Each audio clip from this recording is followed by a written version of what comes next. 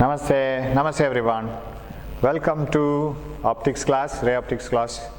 We have solved some problems regarding refraction through a single surface. Already I have told that that idea of solving the problem helps you to derive lens maker's formula.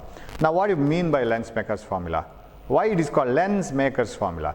Now suppose you have anybody is having eye defect. That means either myopia or hypermetropia. Suppose they can't see far away object, it doesn't get focused at a proper position, then that problem arises. If you can't see a near object or a far away object, that problem arises because these ciliary muscles in the eye cannot compress the eye lens to a certain extent.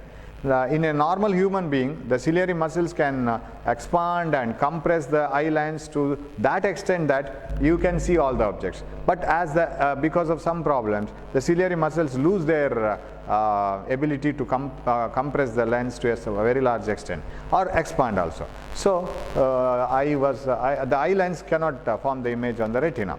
So we have to help the eye lens by keeping another lens in front of our eye. According whether it is myopia or hypermetropia, we use concave lens or convex lens. Now when the person having myopia or hypermetropia approaches doctor will see what is the problem with this person, whether he or she can't see the far away objects or the closer objects, whether the image is formed in front of retina or away from the retina. If you want to bring the image back to the retina, what type of lens he has to wear, whether it is concave or convex. Accordingly, doctor will prefer a lens. Doctor will say you have to wear a lens of 0.25 power, 0.1 power, minus 0.5 power, minus 0.3 power, diopter, 0.3 diopter, minus 0.2 diopter, like this. Or doctor will prefer a lens of so much focal length. So doctor will write, you have to wear so much of power or so much of focal length lens. Now you will take it to the shop. You will ask the lens maker to prepare such a lens because doctor has written. He will look into that. If you want a lens of 0.5 power, 0.5 diopter power, or I'll write focal length. So suppose the doctor has preferred a lens of focal length plus 2 meters, then shopkeeper will ask you what type of lens you want. Do you want a lens made up of fiber, plastic, or glass, flint glass, this glass, that glass, or do you want a lens made up of diamond? Which material? So refractive index of the lens, it is left to you. Focal length is given by the doctor, right? Refractive index is left to you. You will say, I want this and this type, I don't want diamond, I want only fiber glass, that spectacles. Okay, that is selected. Refractive index of the material of the lens is selected. Now if the lens maker has to prepare that material lens and so of refractive index NL, how much curvature he has to give for both the sides so that its focal length, that means when the parallel rays are incident on the lens, where should they get focused? That is called focus, and this focal length should be 2 meters. I think you are aware of all these things which you have studied in your lower classes. Every lens has a focal length. Every lens is characterized by a focal length. What do you mean by focal length? When parallel rays are incident on a lens, after refraction through both the surfaces, they meet at a point. And if it is a convex lens, if it is a concave lens, they appear to meet at a point. They happen to, or they diverge in such a way that they appear to diverge from a fixed point here. This is the focus, and this is the focal length, whatever it is. So if parallel rays are incident on a lens, after refraction, either they converge at a point, or after refraction, they appear to diverge from a point. You use the words like this, right? Just listen to the words. If parallel rays are incident on a convex lens, after refraction, they meet at a point. Or if parallel rays are incident on a lens, after refraction they diverge and appear to diverge from a point. Appear to diverge from a point, they converge at a point. Here not appearing to converge at a point. They really converge at a point. At a point, they appear to diverge from a point. That is not real. Appearing to diverging from this point. Okay, so that is the focal length. And if the lens maker using this material suggested by you and to produce a focal length of 2 meter according to the doctor, how much radius should be given to the two surfaces? What is the radius of each surface or both the surfaces? That is what he has to select. So he should select this R1 and R2. And if we want to select this R1 and R2, radius of this, the center will be here. Radius of this, the center will be here.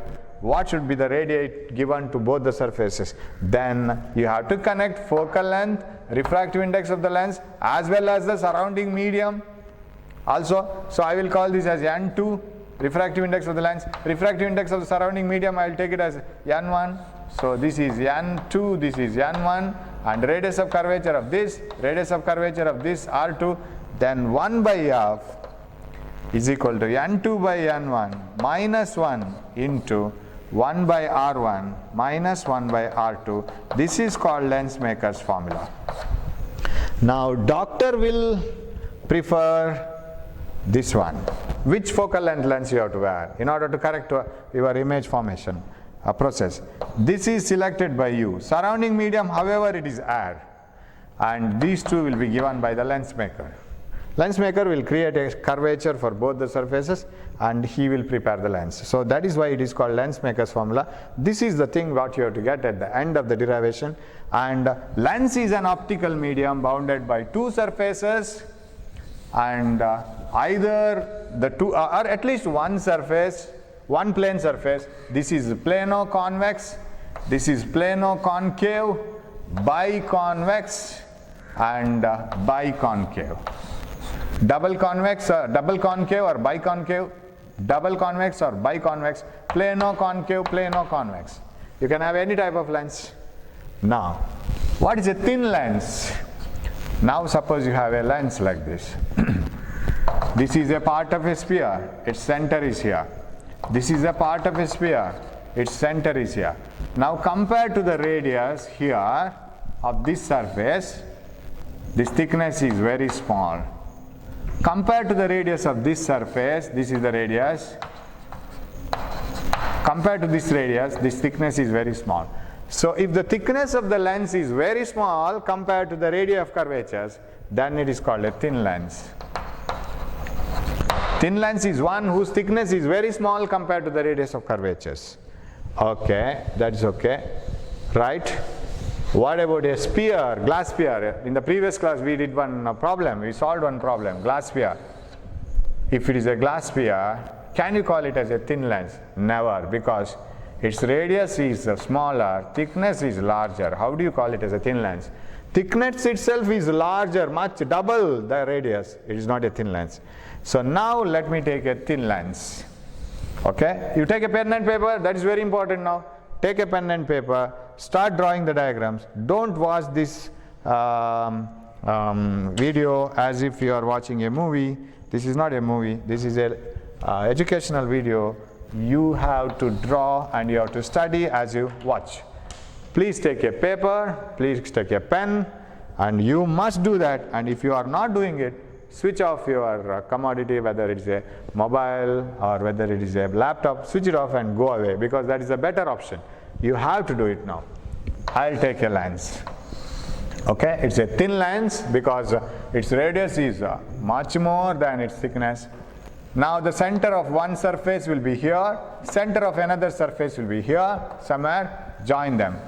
That is the principal axis, line joining the two centers of curvatures, and the radii of the two curvatures may not be the same. It may be same, then it is called biconvex, and equiconvex it is called if both the radii are same.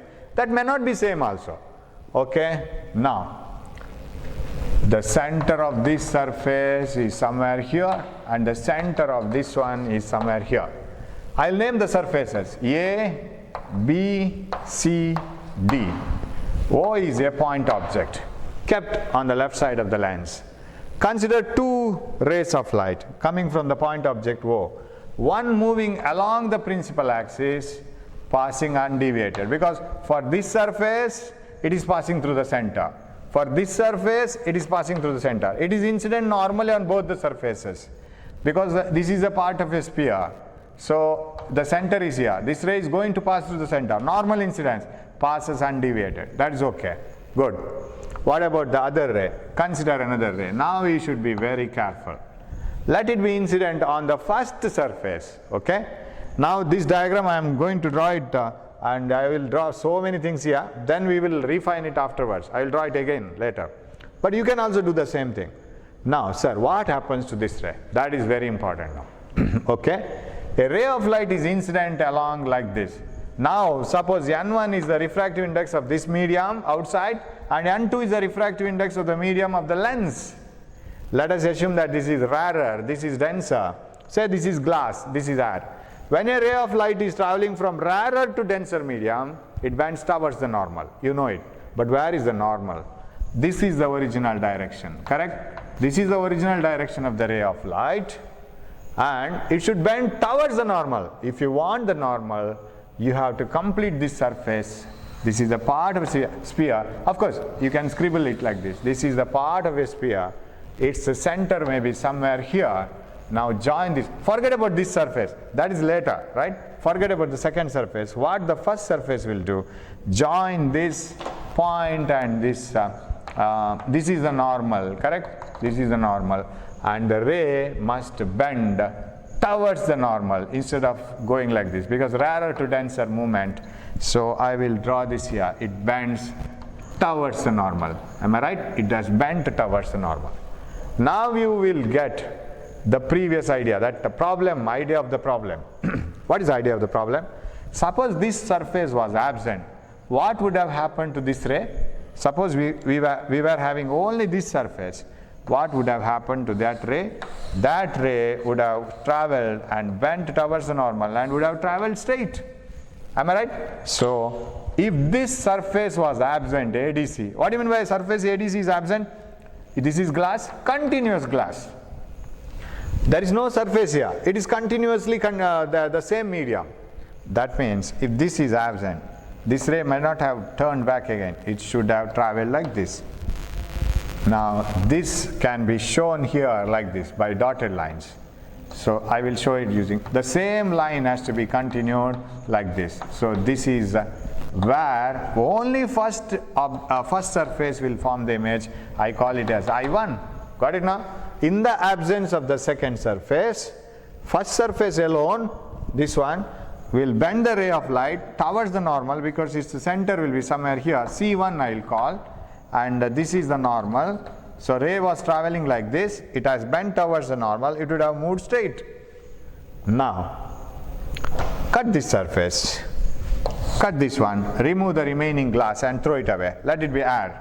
Now we won't get this image because the ray had got an opportunity to move back to air. So as this ray travels into air like this, now where should it bend? Now it is moving from denser to rarer. You should be very careful. I will go back again. When the ray was traveling from here to here and inside, rarer to denser, moving like this, bending towards the normal. So bent towards the normal. And it has bent like this. It has met the principal axis at I1. Remember, it is not outside air. Sorry, it is not at the outside medium air. It is inside glass itself, this condition. So it has not been cut. Like this. Now can you write angle of incidence and angle of refraction here? Definitely.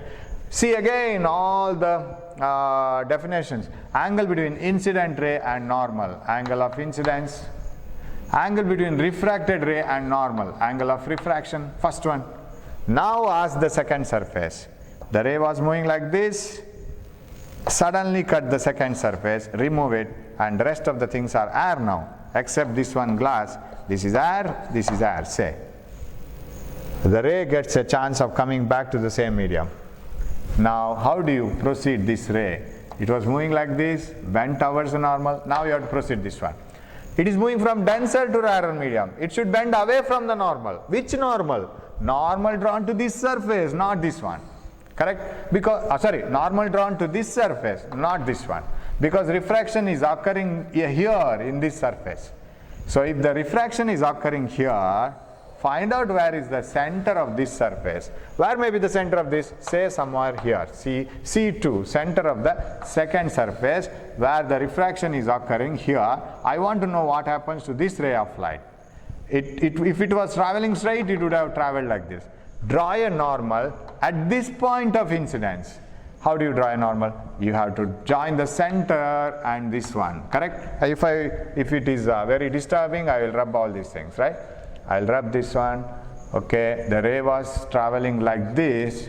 Now I want to have a normal here like this, correct? I will continue the normal. The ray, instead of traveling like this, the normal is here, because for this surface, center is here. This is the normal line. This ray, which was traveling like this, should bend towards the, away from the normal, denser to rarer. Away from the normal means like this. It should, otherwise, if it was bending like this, it would have been towards the normal. It should be away from the normal, like this. This is the final image. Got it now? So once you form this one, for this surface, center may be somewhere here, rub this. It is incident here, join this one.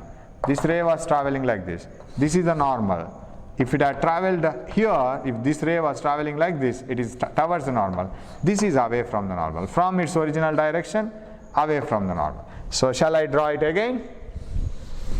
I'll draw it again. Of course, derivation is only mathematical. You know the theory behind this because we have solved the problem.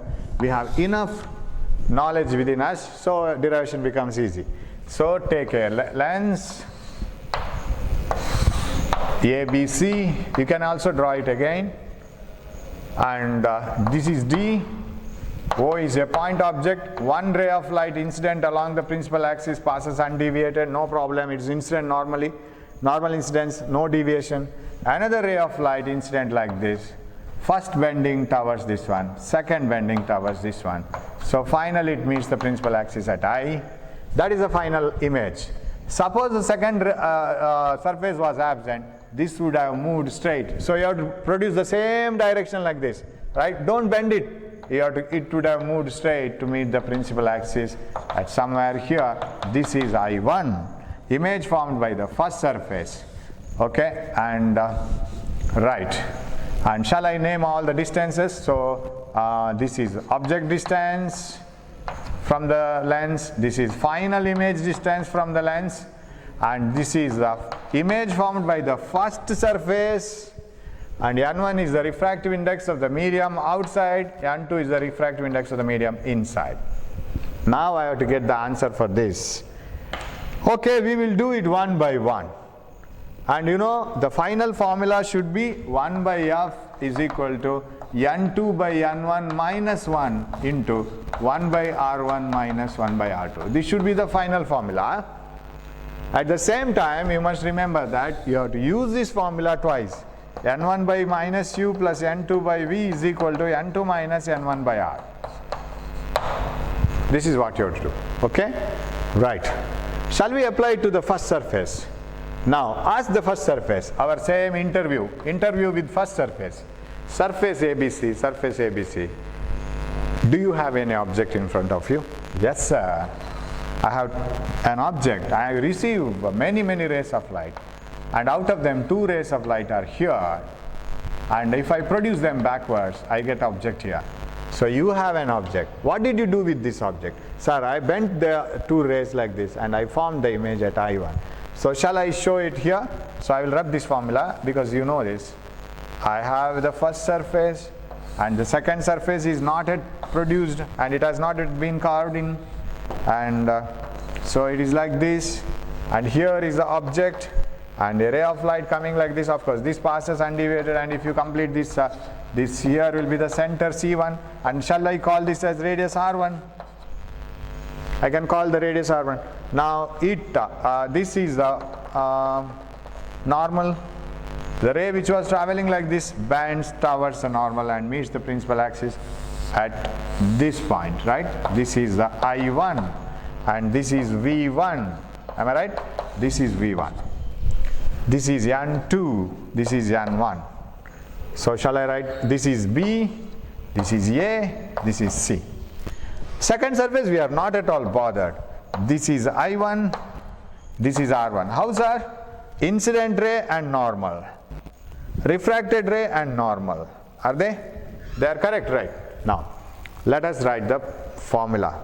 Refractive index of the medium n1 by minus u plus n2 by v, n2 minus n1 by r. Refractive index of the medium where incident rays are present, n1, no problem.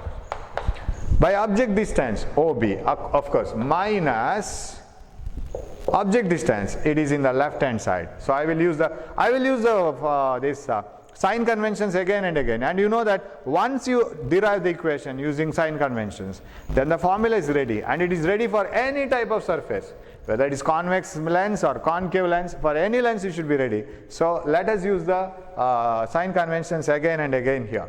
So OB minus OB. Why, sir? Because it is on the left hand side. What else then? 1 plus n2 by v, refractive index of the medium where refracted rays are present, that is n2 itself, by image distance, that is on the right hand side. So this is the coordinate system for us. It is on the right hand side and it is v1, and shall I write it as bi1? It is positive. bi1 is equal to refracting medium refractive index, incident medium refractive index, by radius of curvature bc1. So it is plus bc1. Why? Because it is on the right hand side. It is plus bc1, right? One equation. So shall I write it in a proper way? n1 by minus or minus OB, n1 by OB plus n2 by bi1 is equal to n2 minus n1 by bc1. Okay, that is one part. Now again we have to go to the second part. What is the second part? Ask the second surface. Surface 2, surface ADC, surface ADC, this one. Are you receiving any rays of light? Yes, sir. How many rays of light you receive? Many, many rays. Name any two. One is this one, sir. Another is this one. I receive 2 rays of light. One is moving like this, another is moving like this. Now, what did you do with these 2 rays? Sir, I produced them and I bent them after going to air. And when they went to air, I bent them and I made them to form the image at this point and at a distance of v. Okay. Do you have any object and do you feel that these rays are coming from any object? Surface ADC says they must be coming from an object, sir. Wait a minute, I will see. I'll produce them backwards. I'll produce them backwards. They never meet, sir. So I'll do one thing. I will produce them forward. I'll produce them forward. So I1 acts like an object for the first surface. For second surface. This image formed by the first surface acts like an object for the second surface, because second surface, very poor guy, if it was putting the rays back, they never met, no object. At least we will take this as an object. If you produce it forward, you get an object here. So I will list the values now. For the second surface, if you ask, where are the incident rays? n2. Incident rays are here, n2. And where are the refracted rays? n1. Where is n1? Okay, here, back to this, n1. Coming back to air, n1. And what is the object distance? For this surface, this is the object distance. Where is the image distance? This one. So shall I write this one? Okay. So same formula, n1 by minus u plus n2 by v is equal to n2 minus n1 by r for the second surface. Okay. If you want, I will draw one more diagram for the second surface. We will do that properly. Okay. Only second surface. Which one? This one. ADC. This is glass now. I am not bothered about the first surface. I am bothered about only the second surface, ADC. And this is the principal axis. And you know that center is somewhere here for this surface, right? Center will be somewhere here. And one ray, this is like this. And I will call that ray n1, n2. I will call it as n1, n2. So n1 is here, n2 is here. It was moving like this. And another ray was moving along the principal axis like this. It moves straight, and these 2 rays are, and how it is bent like this, because if you draw a normal here, if you draw a normal, this will be the normal, and it is like this. This ray, instead of moving like this, it has bent away from the normal. That means like this. It has bent away from the normal. So these are the 2 rays, and this is I1. Of course, it comes away a little bit away. If you want the same type of diagram, It should be like this. I have to search for different chalks. Yes, like this, and it is like this somewhere here, right? So this is I1, which is V1 from here. From this surface, it is V1. Okay, like this, and this is final V. Hope you can understand this diagram, right? So one ray here inside the medium, like this, bent, formed at I in final image. But if it is produced backwards, they meet. Otherwise, they don't meet at all. So for the second surface, we will write. So this is N2, this is N1. Okay. Refractive index of the medium where incident rays are present. Second surface, where are the incident rays? Inside myself, glass, N2. By object distance, negative of object distance. Where is the object? Object is here, because these two rays never meet at the backward direction, whereas first medium had no problem, such problem. They were meeting here, so this was the object distance. Now they don't meet at all, they meet here, so this one, di1, and it is positive. Why? Because it is on the right hand side. For this surface, it is on the right hand side. This negative is in the formula itself. Plus refractive index of the medium where refracted rays are present. After refraction, they come back to the same medium here. So that is N1 by image distance. Image distance is, final image is formed here. So they meet here actually. So it is a di, right? I think I can see it here, di. It is positive, right hand side, is equal to N2, refractive index of the refracting medium, N1, minus incident medium. Of course, this formula is as it is a formula. Here everything gets interchanged. Refractive index of the refracting medium minus refractive index of the incident medium. Refractive index of refracting medium is N1 and this is N2. This N1, N2 is different. Okay, N1 minus N2 by radius. Radius of this surface is on the other side. It is the second center. So the curvature of this and curvature of this may not be the same. This we will take it as R2, but it is on the left hand side. So shall I write it as minus R2? Now, another thing is the problem that you have done in the previous class and this derivation has a small difference. What is that? While taking this one as the object for the second surface, what did we do there is, it was a sphere and there was an object and there was a second refraction and like this. For the first surface, this distance is V1. But when you take it as an object, this distance, only from the first surface the ray will meet here. But for the second surface, if this has to act like an object, we took this as the distance because from here. But in a lens, there is no problem as such. There is no such problem because lens is very thin. Whether you take the distance of this image as an object for the second lens as bi1 or di1, it is one and the same. Because thickness of the lens is not like a sphere. Sphere has more thickness, but lens is a very thin lens. So shall I write bi1 and di1 almost the same? So shall I replace this one? So bi1, since the lens is thin, is almost equal to di1. So what this formula will turn into? N2 by minus bi1 plus N1 by di is equal to, so shall I bring this minus to the numerator so that I can multiply it here? Minus of N1 plus N2. So what this will become? N2 minus N1 by plus R2. Did you get that? This minus is brought here. Minus N1 plus N2. N2 minus N1 by R2. This is equation 2. Okay, this is equation 2 and this is equation 1. Okay, and I will write this one as not R2, I will write it as, what is that R2? It is DC2, right?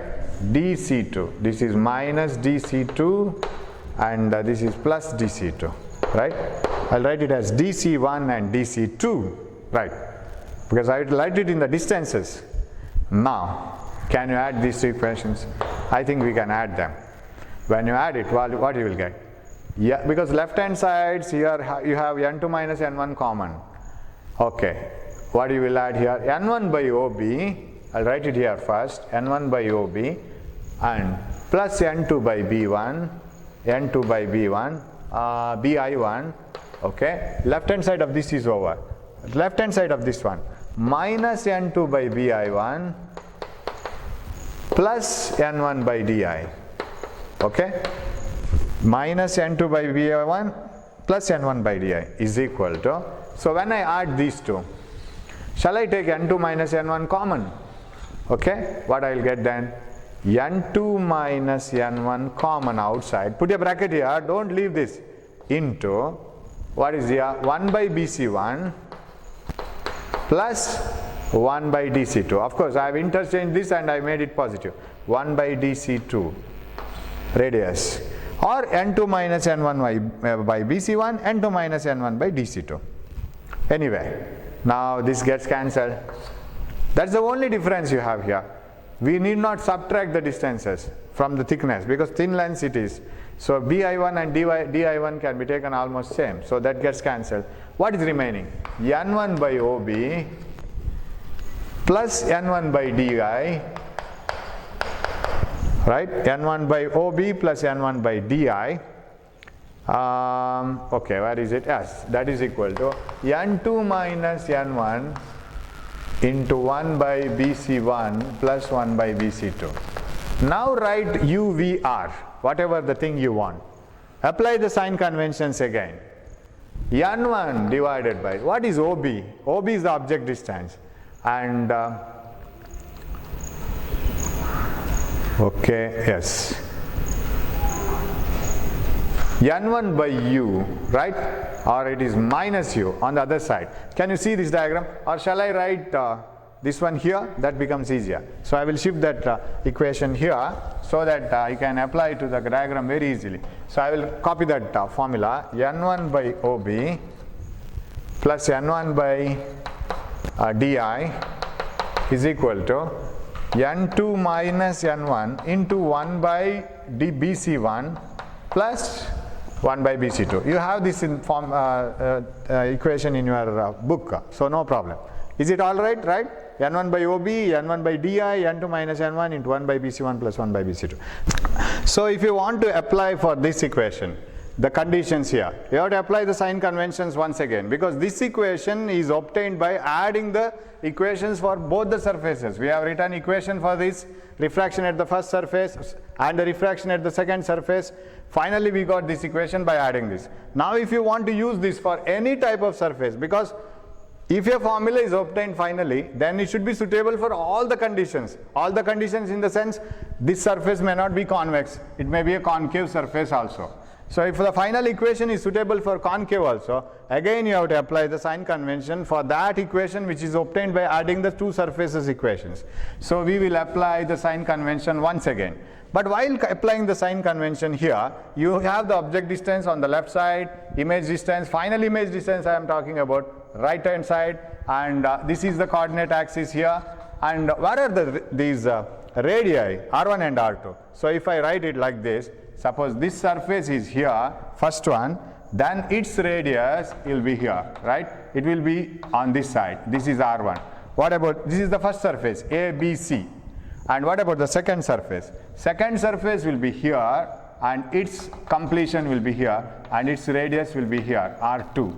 So hope you have followed. And here, this is the coordinate system, okay? This surface is here and this sphere is completed here and this is r1. This surface which I have marked in another color, pink color, radius comes here to the left hand side. So we will substitute n1 refractive index. Refractive indices as such, they don't have any sign conventions because they don't come under any distance. So refractive index of the medium, okay, divided by OB. OB is the object distance. That lies left side, right? So minus u. Okay, because again I will apply the sign convention, plus, because this is a combined formula. I want a final formula which is suitable for any type of occasion.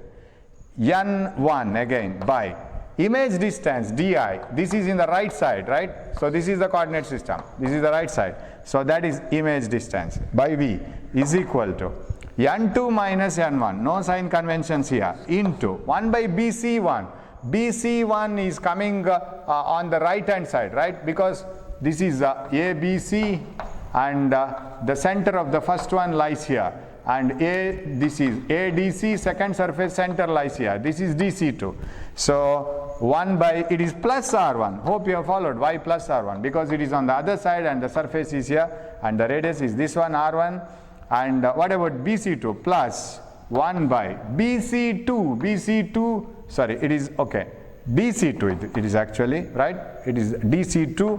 DC2 comes from this side to this side. It is on the left hand side, it is R2 with a negative sign. So I'll put a negative here, no problem. So 1 by R1 minus 1 by R2. Hope you have followed. R1 is this side, right hand side, R2 is this side, left hand side. So this is finished. Now bring this common n to this side. What you will get? Minus 1 by u plus 1 by v is equal to n2 minus n1 by 1, n1. This n1 common taken here will bring will come to the denominator. 1 by R1 minus 1 by R2. Okay.